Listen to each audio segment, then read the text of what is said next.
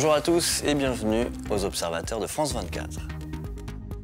La guerre semble ne jamais vouloir s'arrêter dans la province du Nord Kivu, en République démocratique du Congo. Cette fois, c'est la ville de Beni qui est victime d'attaques par des groupes armés qui ont déjà fait plus de 80 morts en une semaine, à la hache et au couteau.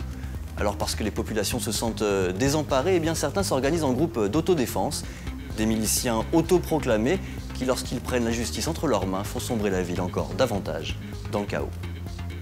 On a l'impression qu'il y a l'armée qui ne fait pas ce travail et qui a délaissé la population. Il y a la police qui a délaissé la population. La réaction est que la population a commencé à s'organiser à notre défense. Ces groupes d'autodéfense, actuellement, ils disent qu'ils utilisent les mêmes armes que les anciens sont en train d'utiliser. Et donc, ils s'arment avec des machettes, des haches, ainsi que des sticks de bois. Après, ils allument le feu à l'aide des pneus. Et après, c'est autour de ces faits qu'ils prennent des grandes décisions pour dire tel groupe va prendre tel axe et tel autre groupe va prendre tel axe. Dans les patrouilles, ils font d'abord, pour la plupart des cas, ils commencent par faire d'abord les porte-à-porte pour chercher des jeunes garçons dans leur parcelle pour que ces jeunes aussi viennent participer à leur patrouille. Si les familles refusent de livrer leurs jeunes pour les patrouilles, alors ces jeunes exigent à la famille de donner 1000 francs congolais. C'est une sorte de raquette puisque on contraint les familles à donner cet argent pour les familles qui refusent de donner leurs garçons. Des fois, ces patrouilles, ça tourne mal. Il y a des gens qui s'attaquent à des personnes innocentes. C'est le cas qui s'est déroulé dernièrement en ville de Beni, où un groupe de gens s'est attaqué à une personne, justement. Il parlait, selon les dires des manifestants, il parlait difficilement à l'Ikiswahili. Le monsieur là, lui, il n'a pas survécu, il a été lapidé et après, on l'a brûlé vif. Ce que ces gens sont en train de faire est très dangereux dans la ville, puisque cela risque de créer la xénophobie, ça risque d'amener la haine. L'Angola a le même président depuis plus de 30 ans, il s'appelle José Eduardo dos Santos. Et ce régime, pour se maintenir en place, s'appuie sur une police particulièrement efficace. Si vous voulez organiser une manifestation d'opposition à Luanda, eh bien mieux vaut aller vite, et même très vite. Je m'appelle Loati Beirão, je suis rappeur et activiste. En ce moment, je me trouve à la Praça da Independência, c'est la place de l'indépendance à Luanda.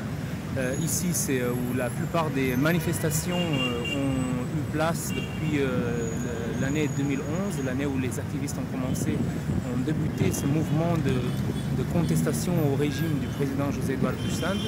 Et donc, on s'est rendu compte qu'il ne valait pas le coup de communiquer les manifestations, puisque tout ce qu'on trouvait en arrivant ici, à la place de l'indépendance, c'était un énorme effectif, avec la police anti-émeute, les champs, les chevaux déséquilibrés par rapport au nombre de gens qui venaient se manifester. Du coup, on a décidé de ne plus envoyer cette communication et commencer une nouvelle façon de nous manifester. On fait des flashs, des manifestations flash. Ce n'est pas annoncé, on s'arrange sur Internet, soit sur un chat de Facebook ou bien en échangeant des textos. On se donne une place, une heure et on manifeste n'importe quel sujet.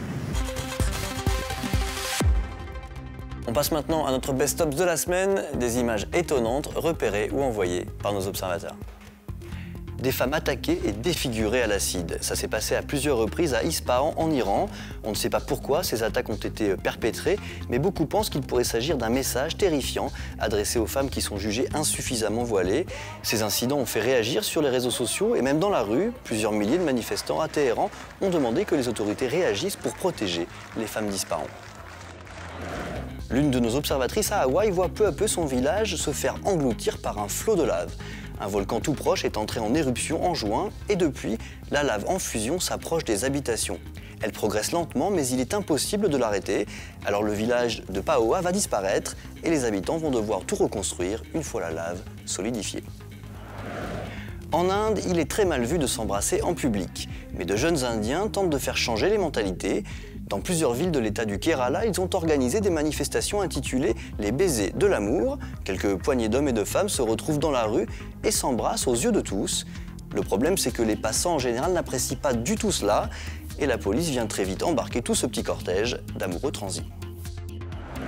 On finit en Arabie Saoudite où un automobiliste a filmé cette scène inhabituelle. Pour amener ses filles à l'école, cet homme avait pris l'habitude de les transporter dans le coffre de sa voiture. La vidéo a fait du bruit et la police a finalement arrêté cet automobiliste et ses petites filles vont maintenant pouvoir s'installer sur la banquette arrière. Voilà, cette émission vous a été présentée dans les magnifiques locaux du Comptoir Général à Paris. Et puis vous aussi, n'hésitez pas à contacter nos journalistes pour leur raconter votre histoire et devenir des observateurs de France 24.